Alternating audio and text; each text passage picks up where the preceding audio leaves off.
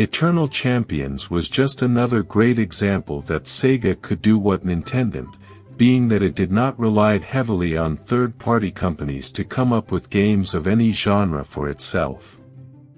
EC was the answer to Street Fighter in the home console, and being that said Capcom title had a port for the Genesis, Sega went on ahead and made a fighting game of its own, complete with intricate characters, an interesting storyline, great modes of play, and a Mortal Kombat-esque way of finishing your opponents every once in a while.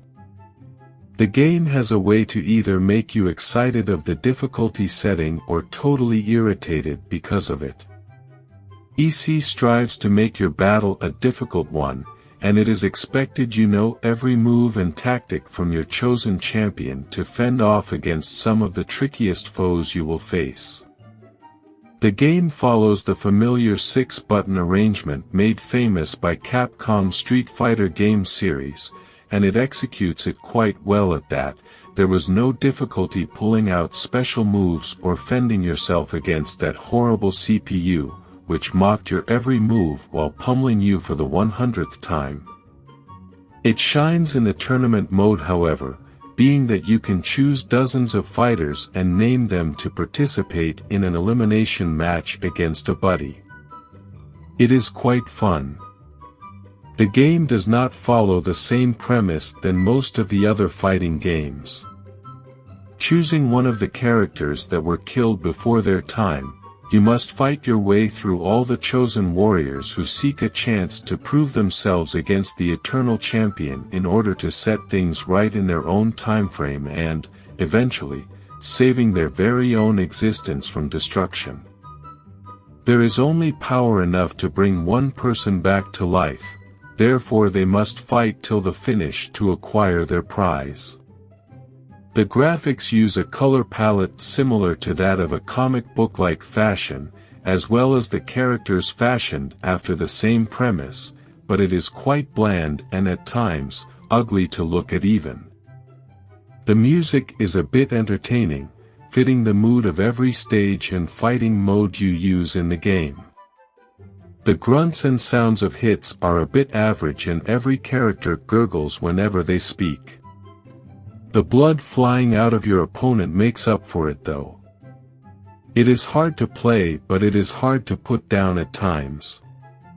There are quite the numbers of nifty secrets here and there, especially the fatality-like finishers you can execute by defeating your opponent in a specific place within the stage. Tournament mode is a blast to play, but the fact that you must fight the same guy you defeated if you lose to the next contender can be quite frustrating. The characters and their well-developed background stories are impressive. This is a collectible for every Sega fan, and should not go unnoticed. I know there was an EC CD for the Sega CD, and I bet it was just as fun and exciting/difficult as the Sega Genesis version was. If this game is available to download from the likes of Virtual Consoles, then you should not miss the chance to try it. When Sega originally published Eternal Champions for the Sega Genesis back in 1993, much attention was paid to the large characters and their over-the-top killing blows. Unfortunately, once people began to look beyond those details, many came to discover that Sega's foray into the 2D fighting genre was really defined by its clunky combat system and choppy animation. Just like Street Fighter II and Mortal Kombat, the main idea behind Eternal Champions is that you pick one of the 10 available characters and duke it out with human or computer opponents in one-on-one matches. The characters are large and intricately detailed, as are the different movie-themed backgrounds. If you're into old monster movies or comic books, you'll appreciate the character designs. There's a cyborg, a merman, and some sort of caveman. Midnight is a vampire clad in biker gear that literally loses his flesh when he loses. And then there's Larson, a weird hybrid of a 1920s burglar, a gumshoe detective, and Batman. Each character has a healthy selection of basic punches and kicks, as well as a repertoire of Street Fighter II style special moves that can usually be performed by pressing multiple buttons simultaneously, or by charging in one direction for 2 seconds and then pressing in the opposite direction along with one of the attack buttons. Special attacks can't be abused in Eternal Champions because you have to wait for your inner strength meter to refill every time you perform 2 or 3 in quick succession. However, the meter does refill rather quickly. At the end of the match, if you're standing in just the right spot and hit your opponent with a heavy attack, he or she will be thrown into the background and obliterated by an overkill scene. These overkills are too outlandish to be taken seriously, although there's no denying the shock value of seeing someone burned in a bonfire or cut to ribbons by an industrial fan. Between the inner strength meter and the charge-based nature of the character's special attacks, you can't spam fireballs in Eternal Champions like you could in Street Fighter II and expect to get very far. Eternal Champions places more emphasis on making contact with standard attacks and chaining them together for devastating combinations. That's fine, except that the attacks are sluggish and don't really chain together all that well. The timing required to land a jump kick or counter is tough to judge, and the window for transitioning from one move to the next is ridiculously short. It doesn't help matters that the CPU can read and react to your button presses the instant you make them.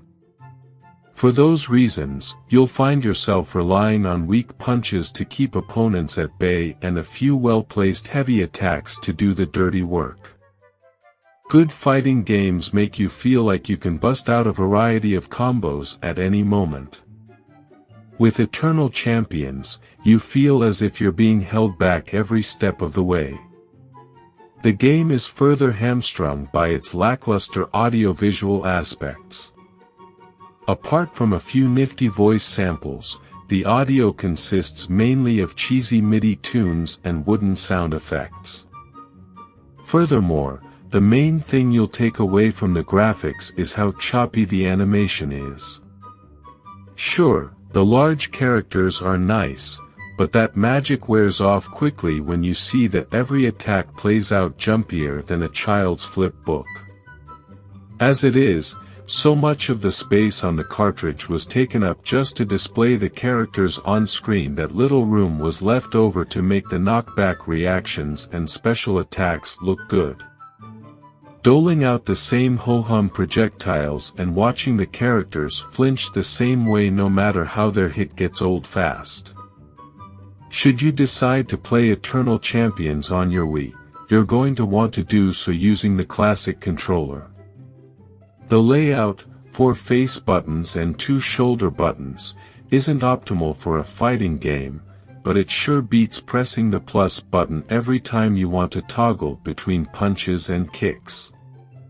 In any case, comfort-related controller issues are the least of this game's problems.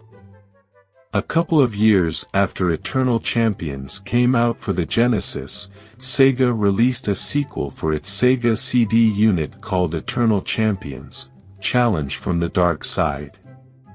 It offered twice as many characters and added 3 new types of finishing moves. More importantly, it fixed the timing and sluggishness of the characters' attacks and made it possible to actually chain attacks together into combinations with reliable frequency. If you really want a fighting game for your Virtual Console collection, download Street Fighter II Turbo instead, or hold out for the off chance that Sega will one day make the Sega CD sequel available on the service. Whatever you do, stay away from the Sega Genesis version of Eternal Champions. It may be playable, but it sure isn't fun.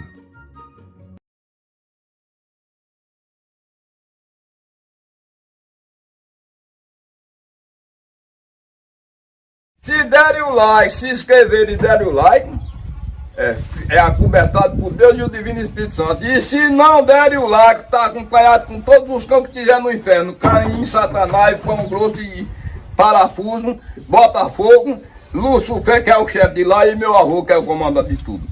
Botar para arrombar em vocês, tudo aí.